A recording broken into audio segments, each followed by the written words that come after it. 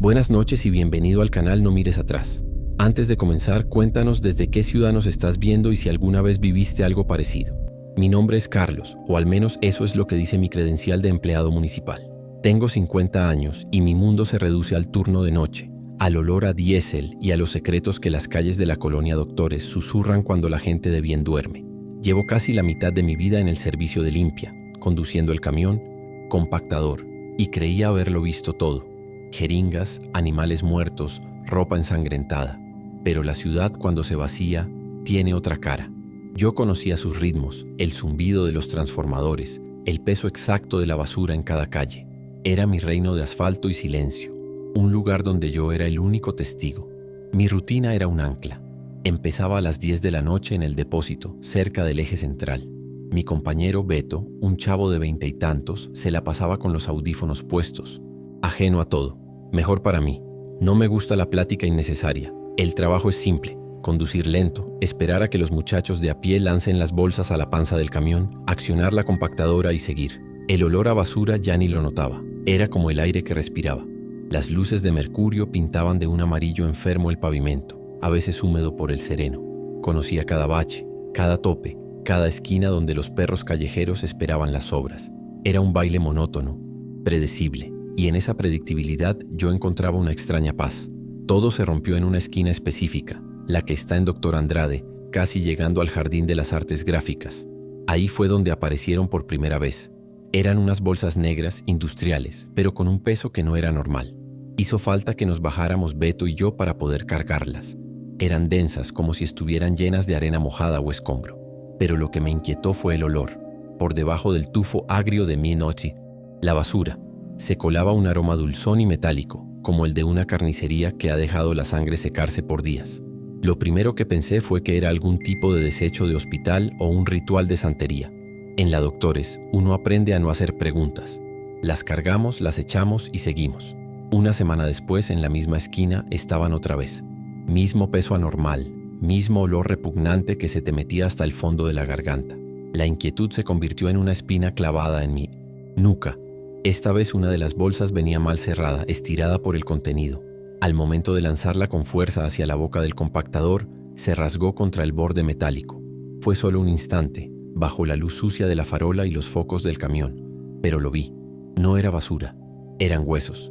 Huesos largos, de un blanco casi pulcro, limpios de carne como si los hubieran hervido por horas.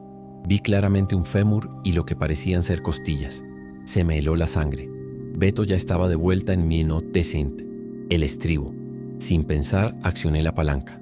El sonido de esos huesos rompiéndose en la prensa hidráulica es algo que nunca voy a olvidar. El miedo es algo físico. Se me instaló en el estómago, un nudo frío que no se deshacía con nada. No pude dormir en 3 días. Cada vez que cerraba los ojos veía el blanco brillante de ese hueso, la forma perfecta de una vida deshecha. Pensé en ir a la policía, claro que lo pensé. Pero aquí en la Doctores, ir de soplón es firmar tu sentencia. ¿Y qué les iba a decir? ¿Que vi unos huesos que ya fueron triturados y mezclados con toneladas de basura? Se reirían de mí. O peor, pensarían que yo tenía algo que ver. Soy un basurero, un don nadie con la ropa oliendo a podrido. Mi palabra no vale nada. Mi pequeño departamento, que antes era mi refugio, se convirtió en una trampa. Cada ruido de los vecinos, cada sirena lejana, me hacía saltar el corazón. Un par de noches después apareció el coche. Un sedán negro, de esos caros que no se ven por este rumbo, con los vidrios tan oscuros que parecían sólidos. No traía placas. Se puso detrás de nuestro camión al inicio de la ruta y simplemente nos siguió. Mantenía siempre la misma distancia, 2 postes de luz, 3. Sus faros eran como 2 ojos fijos en mi nuca, clavados en el espejo retrovisor. Beto seguía en su mundo, con su música a todo volumen, ajeno a la sombra que nos acechaba. Y eso lo hacía peor, porque sentía que el mensaje era solo para mí. No había agresión, no había una persecución real, solo esa vigilancia paciente, constante, que te eriza la piel y te dice sin palabras: te estamos viendo, sabemos lo que hiciste. Mi cuerpo empezó a resentirlo. La falta de sueño me dejó con una jaqueca permanente. Cuando por fin lograba dormitar, tenía pesadillas horribles. Soñaba que estaba dentro de la compactadora, escuchando mis propios huesos crujir. Despertaba empapado en sudor frío, con el sabor amargo del miedo en la boca. Empecé a beber más de la cuenta al llegar a casa. Un par de peli de Naui. caballitos de tequila barato para ver si podía noquear la mente, pero el alcohol solo afilaba los bordes de la paranoia. La ciudad que antes recorría con la confianza de quien conoce su territorio, ahora se sentía como un campo minado. Cada sombra parecía una amenaza, cada callejón una emboscada esperando a suceder. La esquina de Dr. Andrade se volvió mi infierno personal. Cada noche, al acercarnos, sentía que se me revolvía el estómago. A veces las bolsas estaban ahí, esperándonos, pesadas y oliendo a muerte. Otras veces no. Esa incertidumbre era una forma de tortura. Me encontraba rezando para no verlas, yo, que no he pisado una iglesia en 20 años. Cuando aparecían, levantarlas se sentía como un acto de complicidad forzada. El peso de esas bolsas era el peso de mi silencio. Yo ya no era solo el que recoge la basura.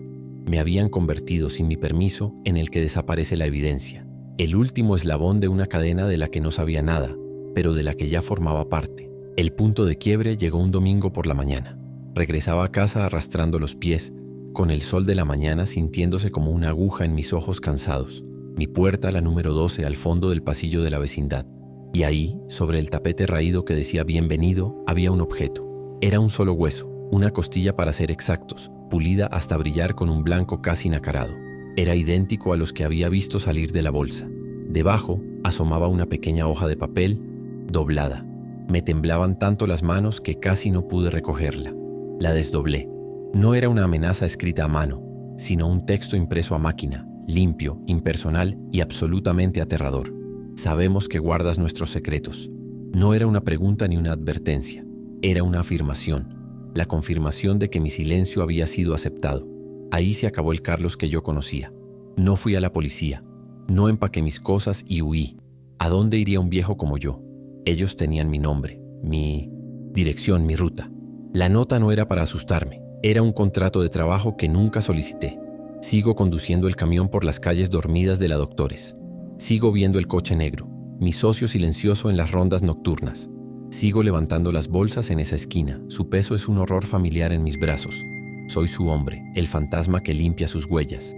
Vivo en mi propia ciudad como un exiliado, prisionero de una rutina que ahora tiene un propósito terrible. Ya no duermo. A veces, cuando el motor de la compactadora ruge, creo escuchar susurros entre el chirrido del metal y el chasquido de los huesos, y sé que son la única compañía que me queda.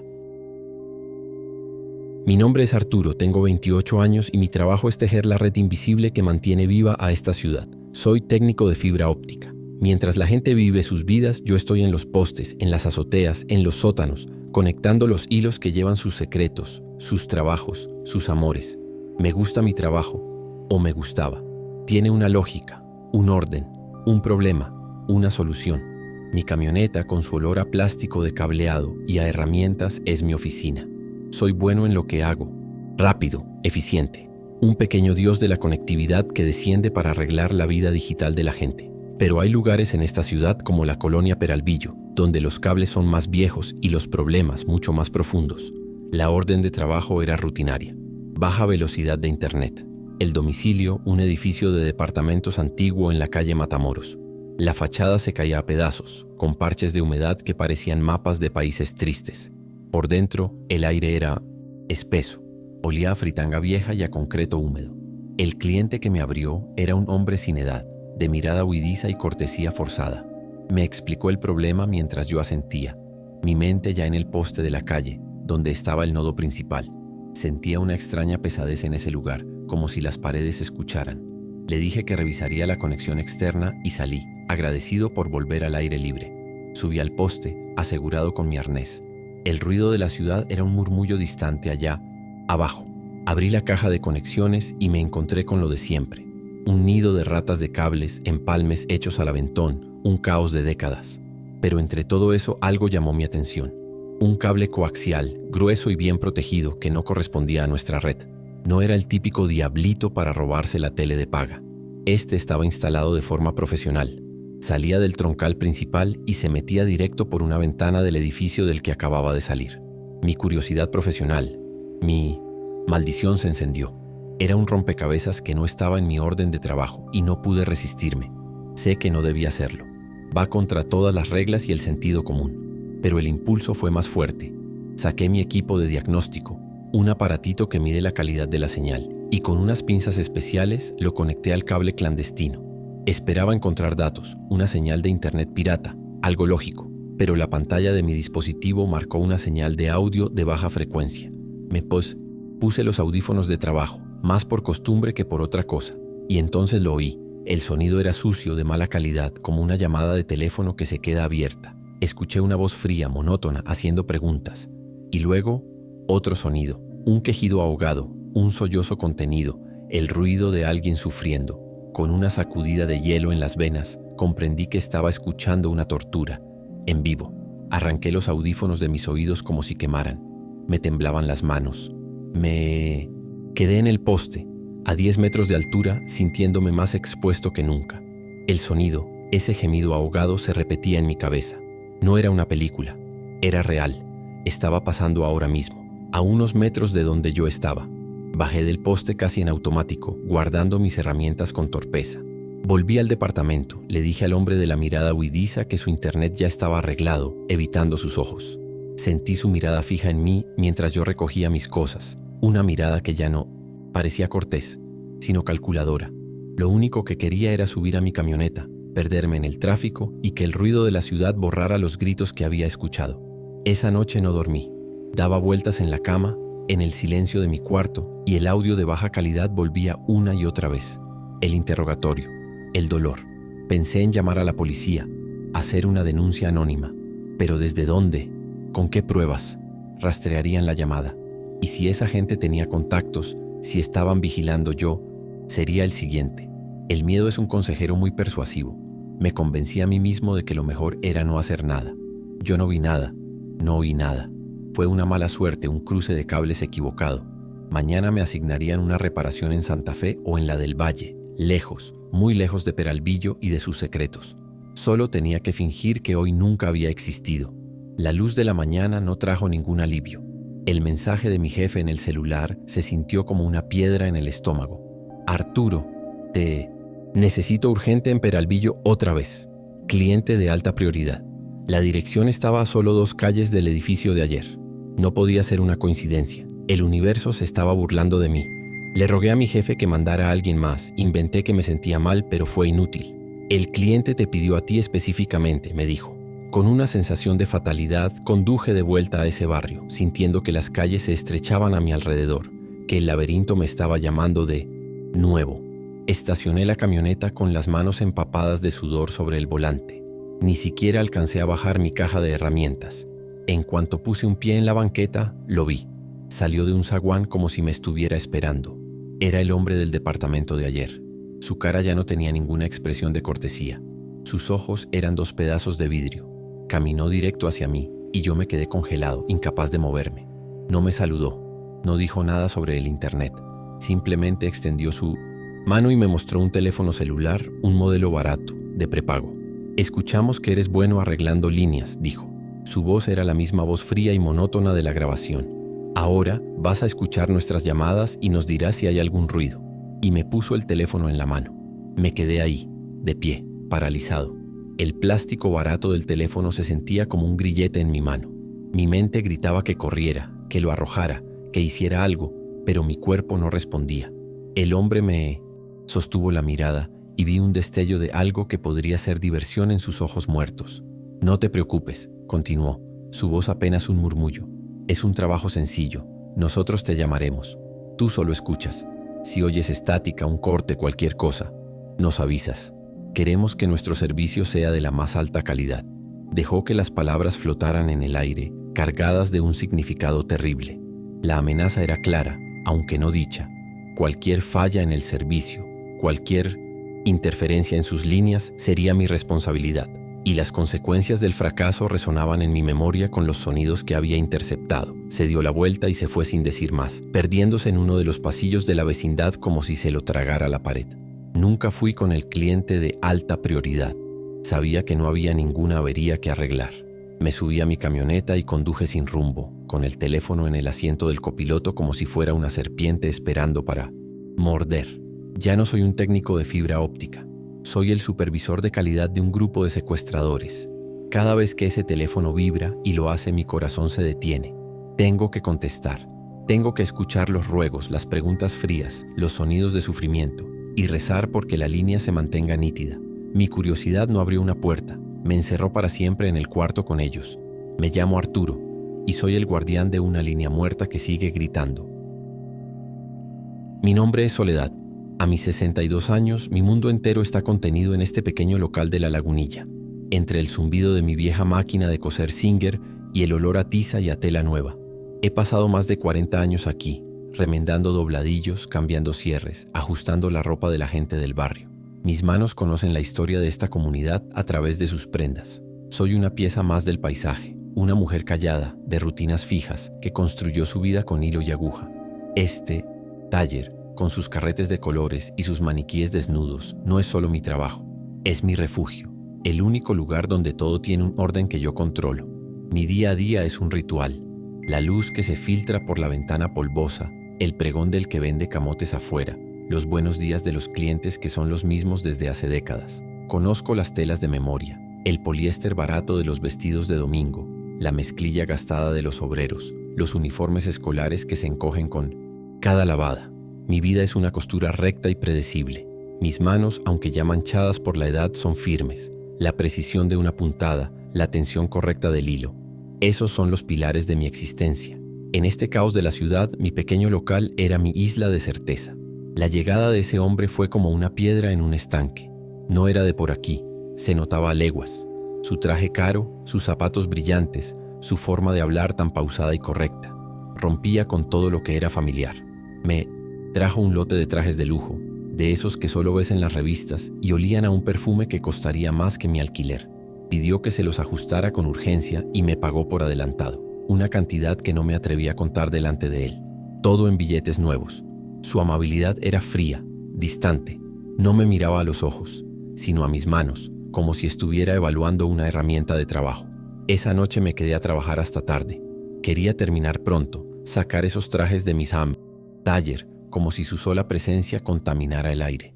Estaba descosiendo el forro de un pesado saco de lana cuando mis dedos notaron algo extraño. Una costura donde no debía haberla, perfectamente disimulada en el interior del pecho. La curiosidad de la costurera, la de entender el trabajo de otro, me pudo. Con mi descosedor quité las puntadas con cuidado. Dentro no había dinero ni un papel. Había un paquetito de credenciales, sujetas con una liga. Credenciales de lector, licencias de manejo, todas de mujeres jóvenes. El corazón se me detuvo cuando reconocí la cara de una de ellas. La había visto en un cartel de desaparecida, pegado en un poste de la calle República de Brasil. Dejé caer las credenciales sobre la mesa de trabajo como si quemaran. El corazón se me convirtió en un tambor desbocado, golpeando contra mis costillas. Con manos temblorosas, las separé, una cara tras otra, muchachas sonriendo a la cámara, todas marcadas como desaparecidas en esos periódicos gratuitos que dejan en el mostrador. De repente, los trajes elegantes que colgaban en el perchero se volvieron siniestros. La tela de lujo se sentía sucia. Mi primer impulso fue correr, gritar, ir al pequeño puesto de policía que está a unas cuadras. Pero entonces llegó el miedo, una ola de frío que me paralizó por completo. ¿Quién era ese hombre? ¿Qué le pasaría a una vieja costurera de La Lagunilla si acusaba a un hombre así de poderoso? El silencio del taller se llenó de respuestas que no quería escuchar. Pasé horas, o quizás solo minutos, mirando las caras de esas niñas perdidas. Veía sus ojos llenos de vida, sus futuros robados. Y en el reflejo de una de las credenciales vi mi propio rostro, el de una anciana asustada con una vida tranquila y frágil. Y tomé una decisión no por maldad, sino por el más puro y absoluto terror. Con mucho cuidado volví a juntar las credenciales y las metí de nuevo en el bolsillo secreto. Con unas manos que se negaban a obedecerme volví a coser la costura, con puntadas tan perfectas como las originales. Terminaría el trabajo, me quedaría con el dinero, y no diría nada. Fingiría que ese bolsillo nunca existió. Era un pacto horrible, un intento desesperado por salvar el pequeño mundo que me quedaba. Cuando el hombre volvió a recoger los trajes, sentí que el aire en mi local se hacía pesado, irrespirable. Le entregué la ropa, perfectamente doblada y envuelta. Intenté ser la de siempre, hablar del calor, pero mi voz salió como un hilito delgado y tembloroso. Él inspeccionó mi trabajo pasando los dedos por las costuras que yo había rehecho con tanto pánico. No revisó el bolsillo secreto, pero sentí su mirada sobre mí, aguda, analítica. Sonrió, esa misma sonrisa suave e inquietante, y me dijo que el trabajo era impecable. Me dio una propina generosa y se fue. Cuando la puerta se cerró, por fin pude soltar el aire, un suspiro tembloroso que no alivió en nada el nudo que sentía en el pecho. Pasó una semana. No ocurrió nada. El hombre no volvió. No vi coches extraños estacionados afuera. El ritmo de la lagunilla siguió su curso, ruidoso y caótico y benditamente normal. Empecé a convencerme a mí misma de que había sido una pesadilla, que quizás lo malinterpreté. A lo mejor el hombre encontró las credenciales y solo las guardaba. La mente es poderosa, construye murallas para mantener el horror a raya. Me sumergí en el trabajo. El movimiento familiar de la aguja entrando y saliendo de la tela se convirtió en una especie de rezo. Un intento desesperado por remendar la rotura de mi propia realidad, por volver a coser los pedazos de mi vida. Pero sí volvió, no con más trajes. Entró una tarde y el sonido de la campanilla de la puerta fue como un anuncio fúnebre. En sus manos no traía ropa, sino un pañuelo de seda y una fotografía. Los puso sobre el mostrador. La foto era el primer plano del rostro de una mujer joven. Era una de las caras de las credenciales, la recordaba perfectamente. Su sonrisa era radiante. «Doña Soledad», dijo el hombre con su voz siempre suave, «necesito un favor especial. Quiero que me borde un par de ojos en este pañuelo. Use la foto como modelo. Quiero que capture su chispa». Empujó la fotografía hacia mí. La petición era tan extraña, tan monstruosa, que sentí que me quedaba sin aire. Miré la foto de la chica sonriente, luego el pañuelo en blanco, y lo comprendí todo. Ahora sé que él no sospechaba que yo había encontrado las credenciales. Él lo sabía. Este es mi castigo y mi nuevo propósito. Soy su artista. Me trae una nueva foto cada tantos meses.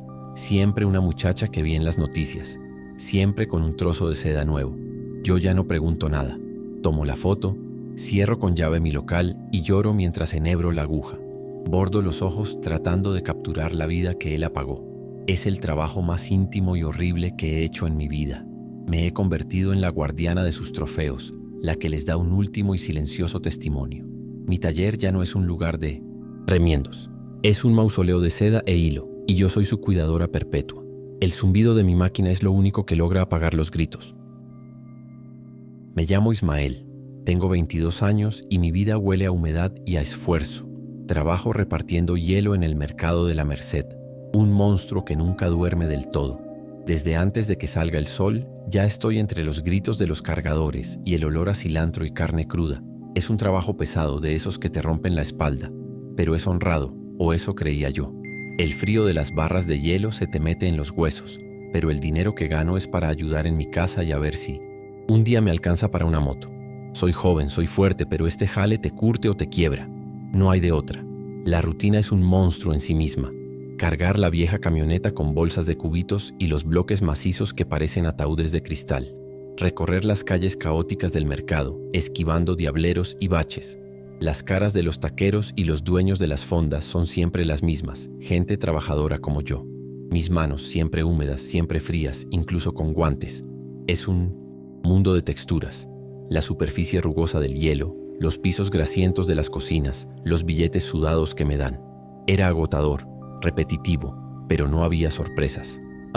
Yo sabía exactamente qué esperar de cada día, y en esa certeza encontraba un poco de paz. El cambio empezó con un cliente nuevo. No era una fonda concurrida ni un bar ruidoso. Era un local pequeño, sin nombre, escondido en uno de los callejones más oscuros y angostos de la Merced. La fachada estaba despintada y las ventanas cubiertas con plástico negro. Sus pedidos eran raros desde el principio.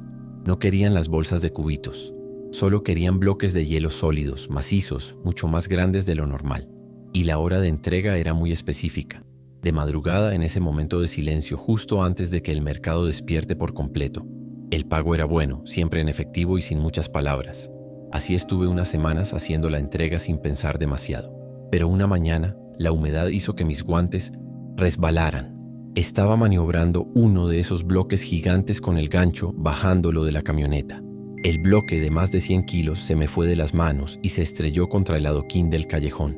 Se partió con un ruido sordo. Una grieta enorme lo cruzó de lado a lado.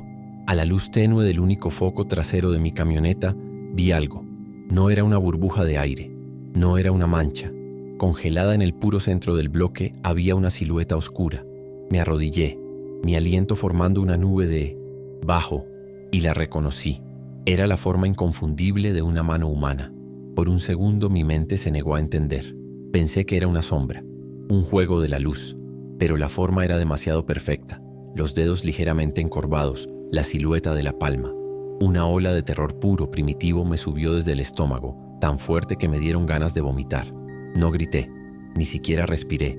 Simplemente me arrastré hacia atrás, lejos del bloque de hielo roto y de la mano que guardaba dentro. Abandoné el diablito, el resto del hielo, todo.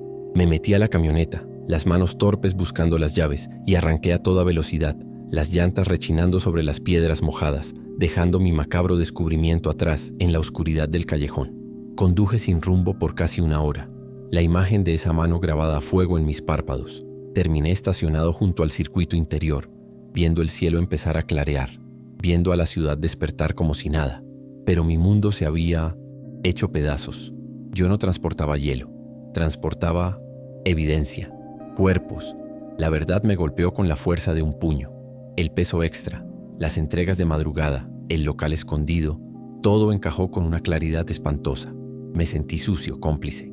El frío con el que trabajaba todos los días se me había metido por fin en el alma, pero este era un frío distinto, el frío de la muerte. Sabía que no podía volver, no podía seguir haciendo esto. Cuando el sol ya estaba arriba, manejé hasta la fábrica, de hielo, con el corazón golpeándome las costillas. Encontré a mi jefe, don Armando, un hombre con una cara perpetuamente cansada y gris. Con la voz temblorosa, le dije que renunciaba. No le di la razón verdadera. Solo balbuceé algo sobre que el trabajo era muy pesado, que había encontrado otra cosa. Esperaba que me gritara, que me diera un sermón. Lo que no esperaba fue la mirada que me dio.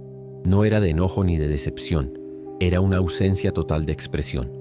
Don Armando se me quedó viendo por un largo momento, mientras se limpiaba las manos en un trapo sucio. El aire de la pequeña oficina olía a la maquinaria de los congeladores. Y entonces habló, con una voz plana y tranquila.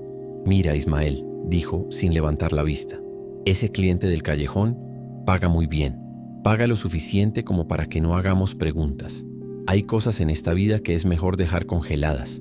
Tiró el trapo sobre el escritorio y me miró directo a los ojos. En esa mirada vacía no vi compasión ni sorpresa. Vi la certeza escalofriante de alguien que sabía la verdad desde el principio. Sus palabras no eran un consejo, eran una orden. La opción de renunciar nunca fue real. Lo entendí en sus ojos vacíos. Mi intento de escape solo fue una prueba y la había reprobado. Las palabras de don Armando eran un muro contra el que me acababa de estrellar. Dejar las cosas congeladas no se refería solo a la carga. Se refería a mí, a mis preguntas, a mi miedo. Si me iba, ¿qué les impediría asegurarse de que guardara silencio para siempre? Tenía 22 años, era fuerte por cargar hielo todo el día, pero en ese momento me sentí un niño indefenso. Era un eslabón en su cadena, una pieza barata y reemplazable. Mi sudor y mi espalda adolorida ahora eran parte de la maquinaria para desaparecer gente. Solo asentí con la cabeza, incapaz de hablar, y fui a cargar la camioneta para el día siguiente. Así que ahora sigo mi ruta. Sigo entregando hielo a las taquerías y restaurantes, con la ciudad bullendo a mi alrededor, ignorante de lo que realmente llevo en la parte de atrás. Pero cada mañana, justo antes del amanecer, enfilo por ese callejón oscuro. El local siempre está en silencio. Manipulo los bloques gigantes con un nuevo y aterrador respeto. Ya no miro de cerca. Solo siento el peso antinatural y trato de no pensar en qué o quién hay dentro. Me he convertido en un barquero para los muertos, transportando cuerpos a plena vista de todos. Sé que mi vida ahora depende de la temperatura. Si la carga alguna vez empieza a descongelarse, si el secreto se derrite bajo la luz del día, sé que seré el próximo al que tengan que enfriar. Me llamo Elvira y soy la dueña de esta vecindad en la calle Aztecas, en el corazón de Tepito. A mis 70 años, soy más que la casera. Soy la memoria de este lugar. He visto a niños nacer y a viejos morir en estos mismos cuartos. Conozco el ritmo del patio, el goteo de las llaves, la cumbia que pone la del 16 y las peleas de los del 8. Por más de 30 años he sido la guardiana de este pequeño universo de concreto y tendederos. Mi vida está entretejida con las vidas de mis inquilinos. Un tapiz de secretos, favores y rencores que solo yo conozco por completo. No se me escapa nada. Aquí hay reglas no escritas y mi trabajo es asegurarme de que se cumplan para mantener la paz. Sé quién le debe dinero al de la tienda, quién engaña a su mujer y qué chamaco anda en malos pasos. Es un equilibrio delicado. La gente habla, el chisme corre por los pasillos como el agua cuando llueve, pero al final del día nos cuidamos. Yo me enorgullezco de mi intuición. Me basta ver cómo alguien cruza el patio para saber si trae problemas. Cobro la renta, sí, pero mi verdadero trabajo es mantener a los lobos fuera de mi gallinero, o al menos mantenerlos calmados para que no se coman a nadie. Mateo fue diferente desde el principio. Alquiló el cuarto del fondo, ese que nadie quiere porque nunca le da el sol. Era un muchacho joven, callado, casi invisible. Me dijo que trabajaba de noche en un almacén y dormía de día. Pagaba su renta puntual, siempre en efectivo, y jamás daba problemas. Pero su silencio era lo que me inquietaba. En un lugar como Tepito, donde la vida se grita a los cuatro vientos, su discreción era anormal. Siempre con la cabeza gacha, la puerta cerrada. No era tímido, era hermético, como una caja fuerte a la que nadie tenía la combinación. A las pocas semanas empezaron las quejas. Primero fue doña Carmen, la del cuarto de al lado. Luego se sumaron otros. Hablaban de un olor. No era un olor común, ni a basura ni a humedad. Era un olor penetrante, químico, como a thinner o a algún solvente industrial muy fuerte. Salía por debajo de la puerta de Mateo, sobre todo en las noches. Se impregnaba en el pasillo y era molesto. Yo, que siempre he respetado la privacidad de mis inquilinos, decidí que tenía que hablar con él. Era la primera vez que Mateo, el hombre invisible, causaba una onda en la calma de nuestra pequeña comunidad.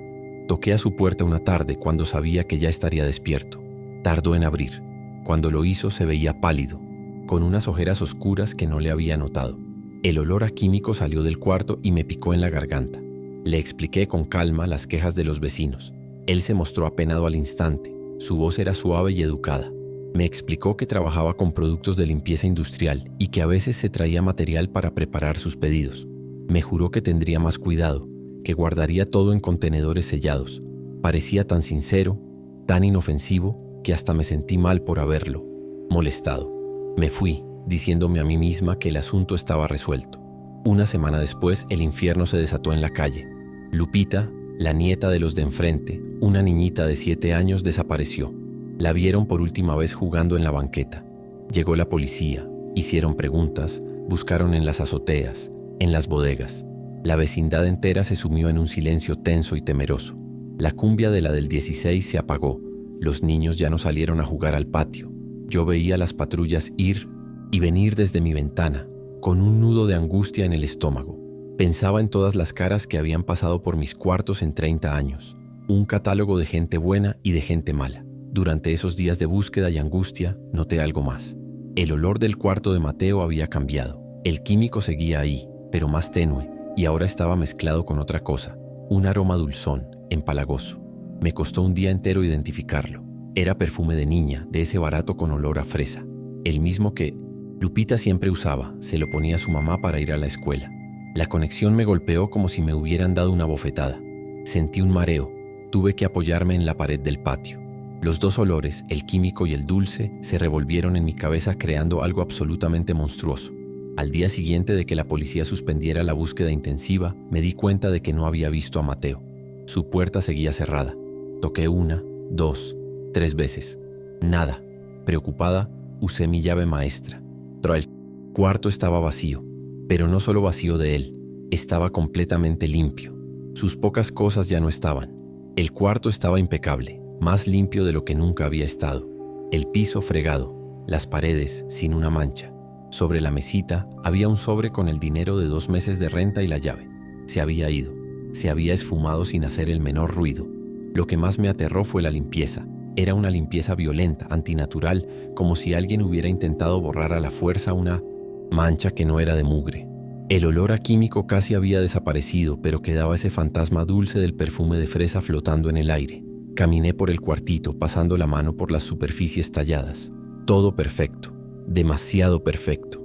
Guiada por un instinto que no puedo nombrar, un escalofrío que me recorrió la espalda, me arrodillé con el dolor de mis años y miré debajo de la base de metal de la cama. Ahí, en un rincón, casi invisible contra el piso oscuro, había un solo objeto, pequeño. Era una trenza diminuta de cabello oscuro atada con una liga de plástico rosa. Era la trenza de Lupita.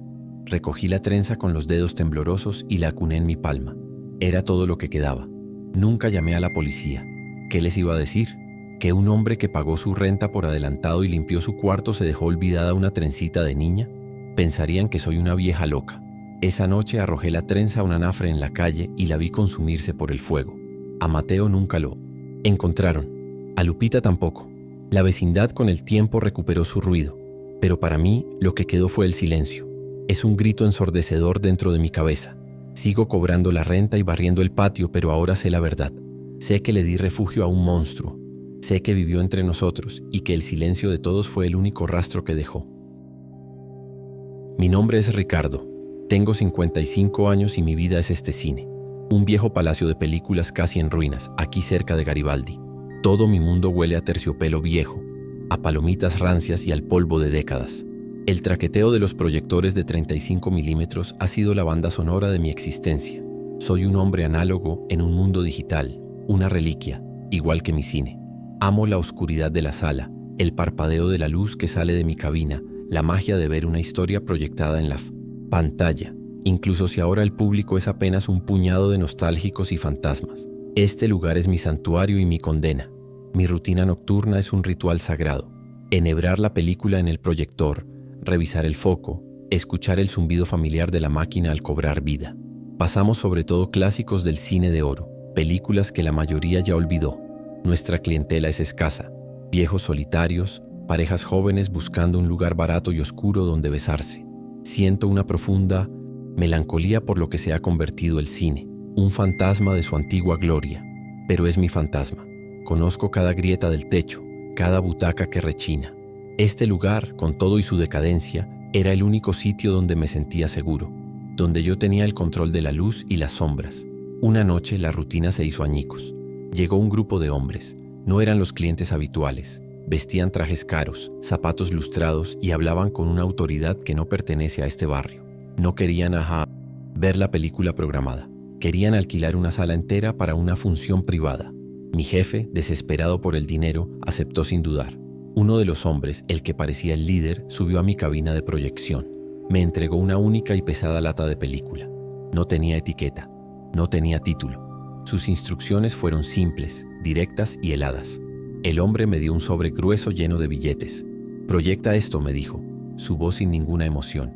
«Cuando termine la película, apaga todo y vete a tu casa. No mires atrás. No hables con nadie». La orden era escalofriante por su simpleza. Mi trabajo era ser una máquina, poner la cinta, darle al play y desaparecer. Los hombres bajaron a la sala vacía. Yo me quedé solo en mi cabina, enhebrando esa película extraña y anónima. El peso de la lata se sentía mal, antinatural.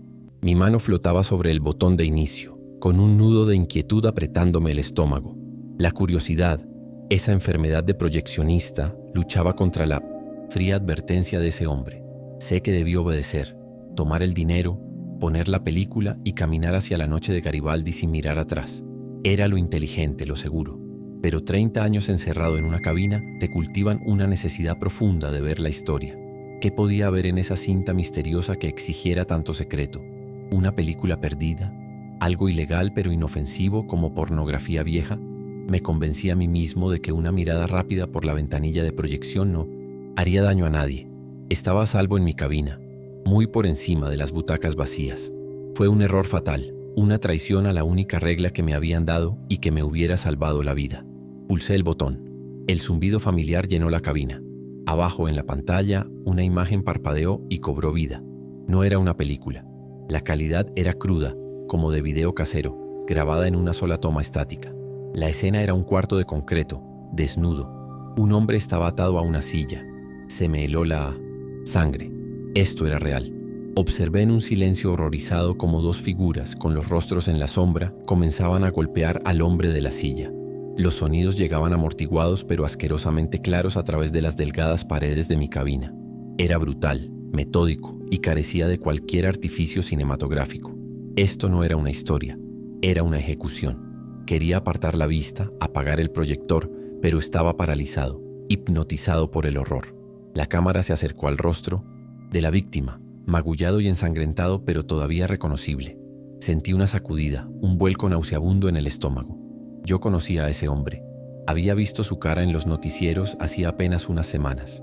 Era un periodista, un reportero de investigación llamado Adrián Peña, que había estado escribiendo una serie de artículos que exponían una red de corrupción de alto nivel en el gobierno de la ciudad. Los noticieros dijeron que simplemente había desaparecido. Ahora yo sabía que le había pasado. Estaba viendo el último y terrible capítulo de su investigación. Mientras la horrible película en la pantalla llegaba a su inevitable y silencioso final, me tambaleé hacia atrás, lejos de la ventana, jadeando en busca de aire. Mi corazón martilleaba contra mis costillas. Tenía que salir de ahí, correr. Al darme la vuelta, mi mirada se topó con una pequeña luz roja parpadeante en la esquina de mi propia cabina. Un lugar donde nunca antes había habido nada. Era una pequeña y moderna cámara de seguridad apuntando directamente hacia mí y hacia el proyector. Me había estado grabando todo el tiempo. No solo querían un proyeccionista, querían un testigo y querían una grabación de ese testigo. Mi cara estaba ahora en su cinta, ligada para siempre a ese asesinato. El pánico puro y absoluto se apoderó de mí. No apagué el proyector, no recogí mis cosas, simplemente corrí. Bajé por las estrechas escaleras de servicio con la respiración atorada en la garganta, esperando sentir una mano en mi hombro en cualquier momento. Salí al callejón detrás del cine, al caos familiar de la noche de Garibaldi. Los mariachis, los borrachos, los puestos de comida. Pero ya nada me resultaba familiar. La ciudad se había convertido en un coto de caza y yo era la presa. No fui a mi casa. Sabía que estarían esperándome. Mi apartamento, mis libros, mi vida entera. Lo abandoné todo en ese único y frenético momento de huida. De eso hace ya semanas. Ahora soy un fantasma. Me muevo de un hotelucho a otro. Por Iztapalapa, por Nesa, lugares donde un hombre solo puede pasar desapercibido. Pago en efectivo y nunca me quedo más de 2 noches. Miro por encima del hombro constantemente. Cada hombre de traje que veo hace que se me hiele la sangre. Tienen mi cara. Saben quién soy. El cine era mi vida y ellos la convirtieron en una tumba. Yo era el hombre que proyectaba las historias y ahora estoy atrapado en una historia sin acto final, solo una persecución interminable y paranoica. Cierro los ojos y todo lo que veo es el rostro del periodista y todo lo que oigo es el zumbido del proyector, grabando mi propia sentencia de muerte. Mi nombre es Marta y este puesto de ropa de paca en la calle Constancia es mi vida entera. Es un universo de tela amontonada bajo un techo de lona, un lugar donde cada día es una batalla. El aire huele a ropa guardada, a naftalina y al sudor de la gente que pasa. Aquí, la vida se mide en monedas, en el regateo por un pantalón usado, en la suerte de encontrar una prenda de marca entre la basura. Soy una sobreviviente, de esas que aprenden a ser duras para que no se las coman. Conozco el peso de la tela buena solo con tocarla y sé leer la necesidad en los ojos de mis clientes. Este es mi pequeño y caótico reino. La llegada de una paca nueva es siempre una apuesta. Pagas por el bulto prensado sin saber qué hay dentro, rezando para que no sea pura merma. Es un ritual físico y agotador. Cortar los cinchos de plástico, ver la ropa explotar hacia afuera como si tuviera vida propia y empezar a separar el tesoro de la basura. Es el corazón de mi negocio. Ese momento de esperanza que te hace aguantar la jornada bajo el sol. Hoy puede ser el día en que encuentre una buena chamarra de piel o unos jeans casi nuevos que me salven la semana. Es una lotería de la que depende mi sustento. Hoy, mientras separaba la paca nueva, encontré algo. La mayoría era ropa inútil, manchada o rota, pero entre todo eso había una chamarra de niña. De invierno, color vino, de buena calidad, casi nueva. Pesaba más de lo normal para su tamaño. Por pura costumbre, revisé los bolsillos. No encontré monedas ni pañuelos viejos. En un bolsillo interior con cierre sentí 2 objetos duros, un pasaporte mexicano y un celular viejo. Abrí el pasaporte. La foto era de una muchacha de unos 16 años con una sonrisa tímida. Se sentía raro, demasiado personal para estar en un montón de ropa desechada. Mi primer pensamiento fue vender el teléfono. Aunque viejo, seguro le sacaba unos pesos. El dinero siempre hace falta. Pero la curiosidad y una extraña sensación de inquietud me hicieron buscar un cargador entre los cables viejos que guardo en una caja. El teléfono encendió. La pantalla se iluminó con la foto de la chica del pasaporte, abrazada a su familia. Y entonces vi las notificaciones. Decenas de mensajes sin leer, todos de un contacto guardado como mamá. Abrí la conversación. Eran ríos de súplicas desesperadas, rogándole a mi hija que volviera, que todo se podía arreglar, que ellos la perdonarían. Un escalofrío me recorrió la espalda a pesar del calor aplastante. Esos mensajes lo cambiaron todo. Esto no era un objeto perdido. Ellos te perdonarán. ¿Quiénes eran ellos? Esas palabras sonaban siniestras. La desesperación en los textos de la madre era una herida abierta. Usando los datos de mi propio celular, Busqué en internet el nombre completo de la chica del pasaporte. Los resultados aparecieron al instante. Notas de periódicos locales, publicaciones de su familia en redes sociales. Una alerta Amber. La chica, Ana Sofía, fue reportada como desaparecida en su pueblo, de Puebla, hace 3 meses. Las autoridades sospechaban que había sido víctima de una red de trata. Sentí náuseas. La chamarra que tenía en las manos de repente se sentía como la escena de un crimen. Me quedé sentada en mi banquito de madera, rodeada de montañas de ropa, y el ruido del tianguis se convirtió en un zumbido lejano. Tenía el pasaporte de la chica. Tenía el teléfono con los mensajes de su madre. Era evidencia, prueba real y tangible. Debía ir a la policía en ese mismo instante, pero entonces el miedo se coló. Soy una vendedora ambulante en un barrio bravo. Involucrarse con la policía siempre es complicado, pero involucrarse con este tipo de gente, eso es una sentencia de muerte. Por un momento consideré seriamente tirar la chamarra con todo y su contenido a un contenedor de basura, fingir que nunca la vi. Sería lo más seguro para mí. Volví a mirar la foto del pasaporte. La chica se veía tan joven, tan llena de vida. Pensé en su madre, mandando mensajes al vacío, esperando un milagro. Yo tengo mis propias batallas, mis propias necesidades, pero también tengo conciencia. No podía simplemente tirar esto. No podía ser otra persona que mira para otro lado. Tomé una decisión. Iría. Con cuidado, metí el pasaporte y el teléfono de vuelta en el bolsillo de la chamarra. Le subí el cierre y la guardé en mi propia bolsa debajo de mi comida. Cerraría el puesto un poco más temprano e iría directo a la delegación más cercana. Justo cuando estaba empezando a doblar la lona para cubrir mi mercancía, preparándome para irme, 2 hombres aparecieron frente a mi puesto. No parecían clientes. Eran grandes, de caras impasibles y ojos vigilantes que lo escaneaban todo. No curiosearon entre la ropa. Uno de ellos habló, su voz baja y plana sin ningún preámbulo. «Estamos buscando una chamarra de niña», dijo. «Una chamarra de invierno, color vino con un forro de peluche. ¿La ha visto por aquí?» Era la descripción exacta de la chamarra que ahora estaba escondida en mi bolsa. Sentí que el mundo se detenía. Se me paró el corazón. La describieron perfectamente. No era una pregunta al azar. Estaban aquí por esa chamarra.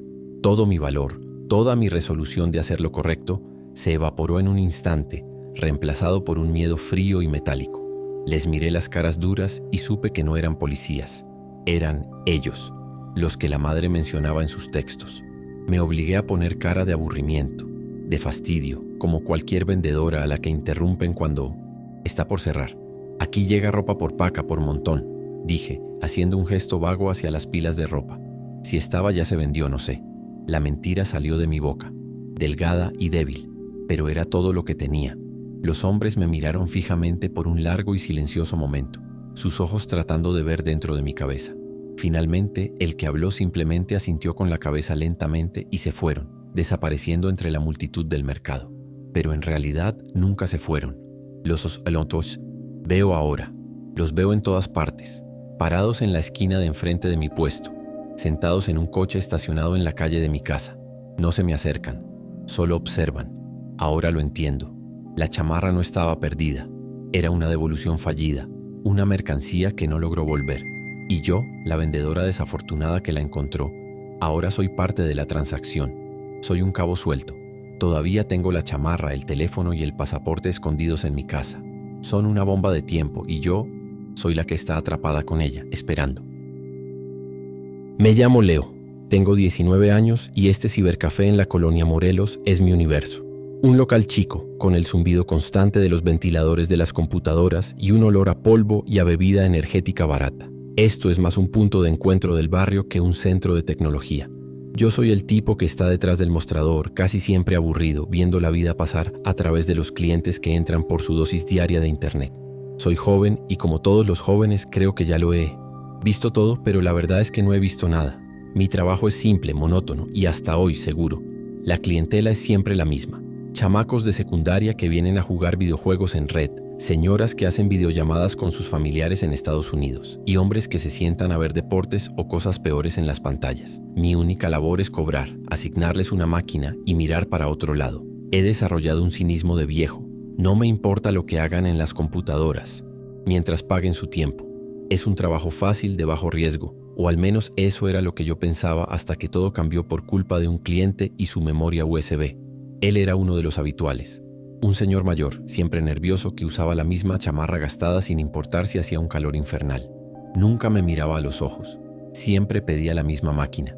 La número 7, la que está en el rincón más oscuro, con la pantalla de espaldas a la puerta. Su ritual no variaba. Al terminar, se acercaba al mostrador y junto con el pago me deslizaba un billete de 50 pesos. La orden era silenciosa pero clara.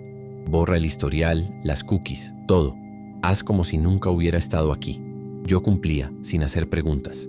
Un martes por la tarde, el hombre llegó más agitado que nunca.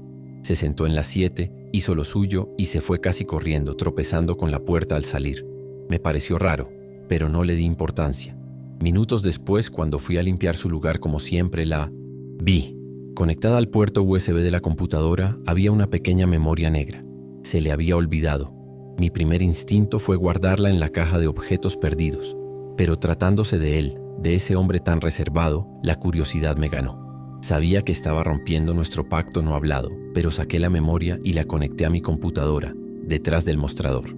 La memoria se abrió sin pedir contraseña. Su contenido estaba organizado de una forma casi obsesiva. Cientos de carpetas, cada una con el apellido de una persona. Y dentro de cada carpeta, docenas de archivos de audio, cada uno etiquetado con una fecha y una hora. Se veía profesional. No eran fotos personales ni música. El corazón empezó a latirme un poco más rápido. ¿Qué tipo de información necesitaba este hombre nervioso proteger con tanto esmero? Hice clic en una carpeta al azar, una llamada Gómez R, y luego en el archivo de audio más reciente que contenía. Me puse mis audífonos baratos. La calidad del audio era nítida, como si fuera una llamada intervenida. Escuché dos voces. Una era la del hombre nervioso, pero su tono era completamente distinto. Frío, calmado, autoritario. La otra voz era de un hombre que lloraba, que suplicaba.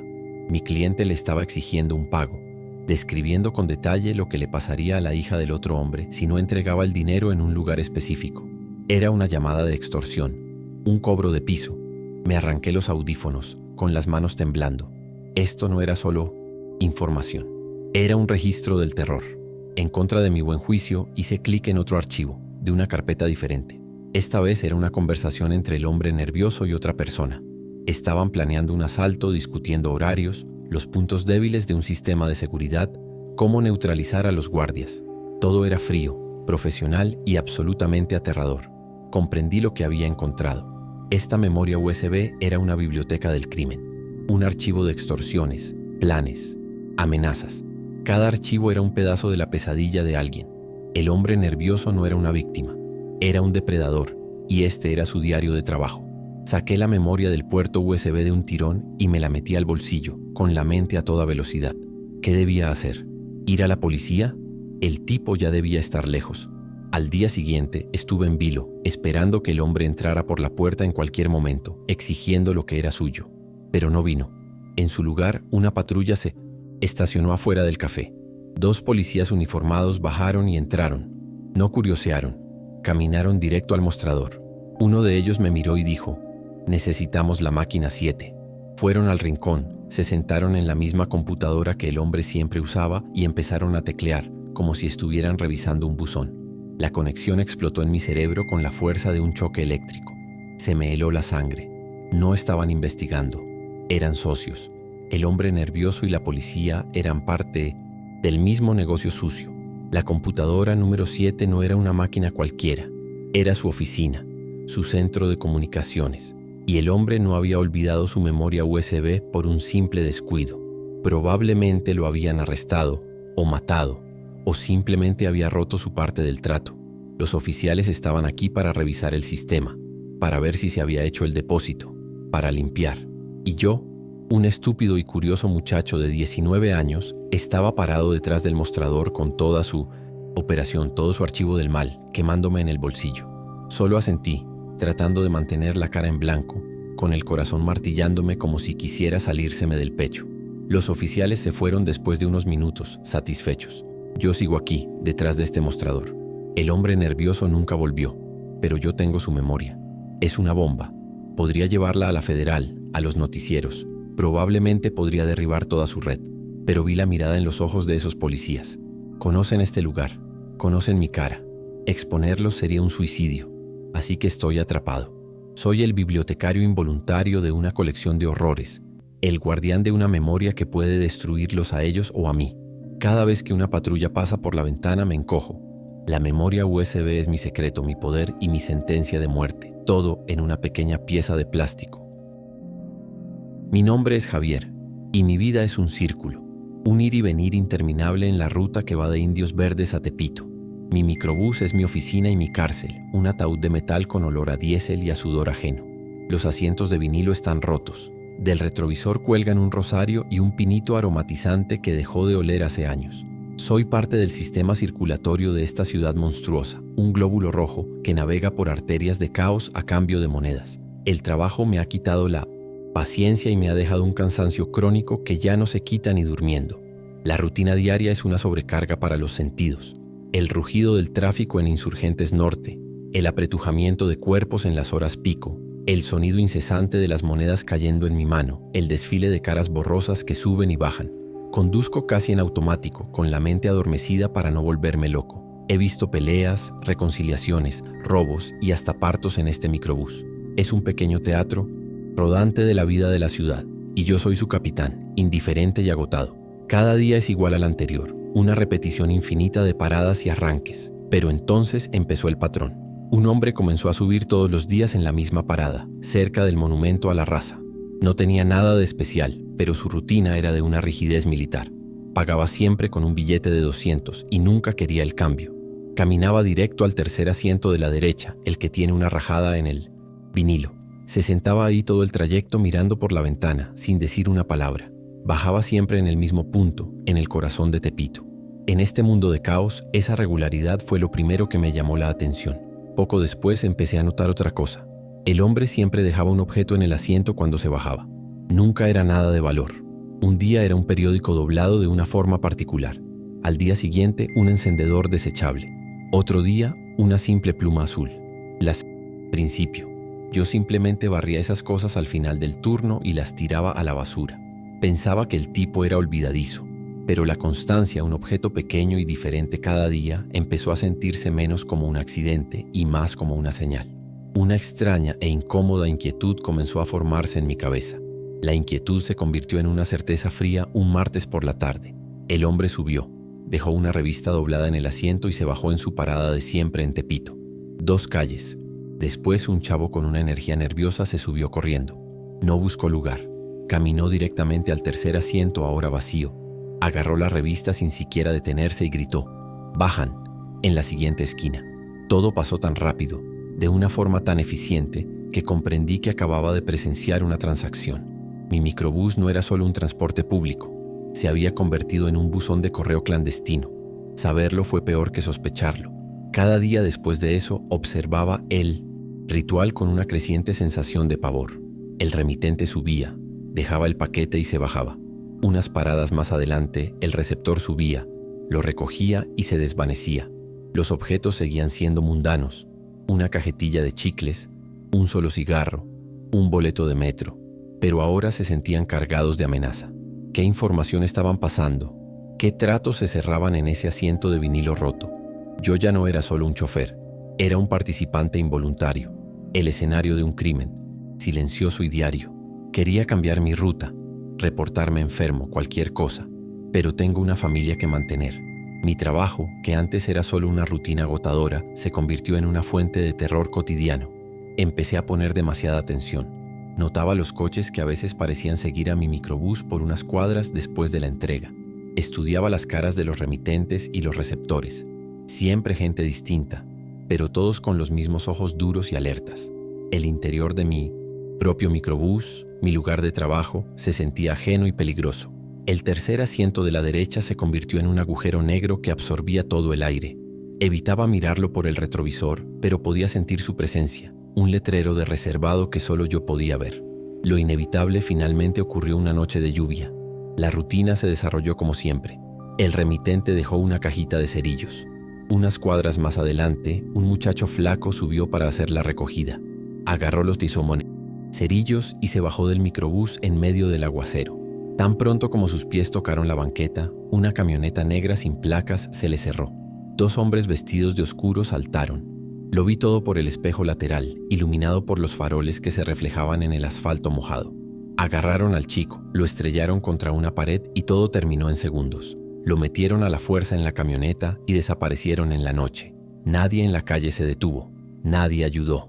Yo solo seguí, conduciendo. Tenía las manos tan apretadas al volante que los nudillos se me pusieron blancos. Los pasajeros del microbús o no lo vieron o decidieron no verlo. El chico desapareció. La camioneta desapareció. La única evidencia era una cajita de cerillos tirada en un charco en la banqueta. Sentí una oleada de náuseas. Yo acababa de entregarles a ese muchacho. Mi camión, mi ruta, mi horario. Todo era parte de su trampa. Yo era el señuelo. La violencia fue tan rápida, tan brutalmente eficiente que no parecía real. Pero el terror en mis entrañas era muy real. Yo era cómplice de lo que fuera que pasó. ¿Un secuestro? ¿Una ejecución? No quería saberlo. De eso hace un mes. El hombre que deja las cosas subió al día siguiente como si nada hubiera pasado. Dejó un periódico. Un nuevo muchacho vino a recogerlo. El sistema no se detuvo. Yo sigo conduciendo la ruta Indios Verdes Tepito. El tercer asiento de la derecha siempre está ahí. Algunos días un pasajero normal se sienta en él y se me aprieta el estómago hasta que se baja y el asiento queda libre para la verdadera transacción. Ahora está permanentemente reservado. Un trono de miedo en mi propio camión. Vivo con el terror constante y punzante de lo que pasará el día que la entrega vuelva a fallar, o el día que el remitente decida que el chofer, el hombre que ha visto todas las caras, ya ha visto demasiado. Mi nombre es Beto y soy tatuador. Mi estudio no es un lugar de lujo de la Condesa. Es un cuarto improvisado en la trastienda de una peluquería en el Eje 1 Norte. El zumbido de mi máquina se mezcla con el de las tijeras y el ruido incesante de la calle. La gente me conoce por 2 cosas: mi buen pulso para la línea fina y, más importante, mi discreción. Vienen a mí para tatuarse cosas que no quieren que se vean o se comenten. Yo pongo la tinta, ellos ponen la historia. Es un arreglo que nos funciona a todos en este barrio donde el silencio vale más que el oro. Tengo un código no escrito. Tatúo nombres de hijos, de novias, vírgenes de Guadalupe y calaveras. También tatúo símbolos de lealtad a un barrio o a una familia. Lágrimas en el rostro. Iniciales que significan más de lo que aparentan. Mi trabajo no es preguntar. Mi trabajo es hundir la aguja en la piel, no juzgar el alma que hay debajo. Esa discreción me ha ganado un respeto precario y un flujo constante de clientes del lado más sombrío de la ciudad. Soy un artista, sí, pero a veces me siento más como un confesor que usa una aguja en lugar de un rosario. Una noche la rutina se rompió. 2 hombres, clientes que yo reconocía como gente de peso de un cártel de la zona, entraron a la peluquería. Era tarde, yo ya estaba limpiando. No querían un tatuaje ahí. Me dijeron que tenía un trabajo privado y que tenía que acompañarlos. No era una petición, era una orden. Supe en ese instante que negarme no era una opción.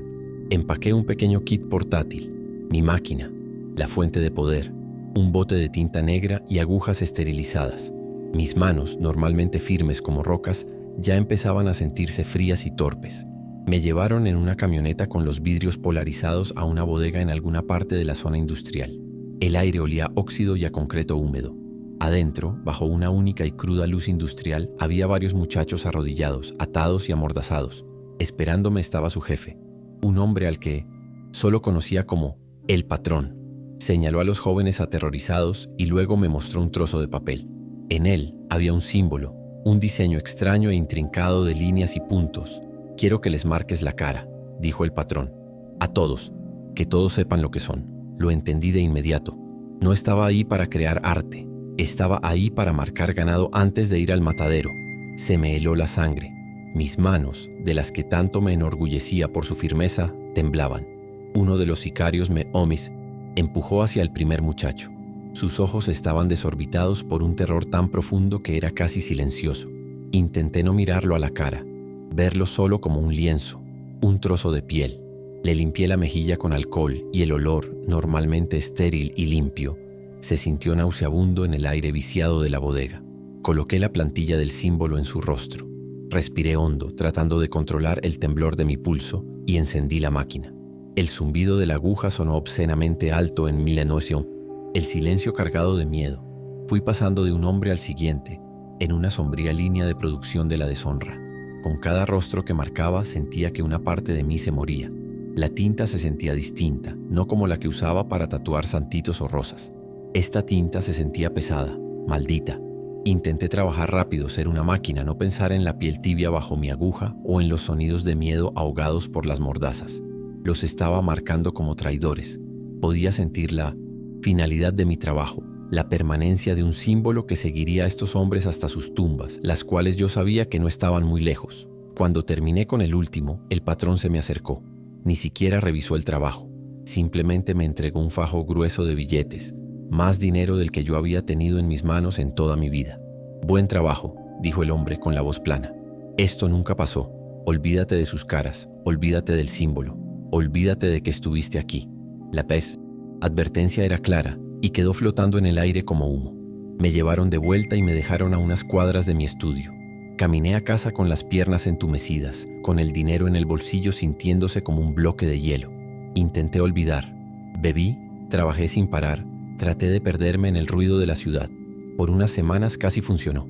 El recuerdo se convirtió en una pesadilla que casi podía convencerme de que no fue real.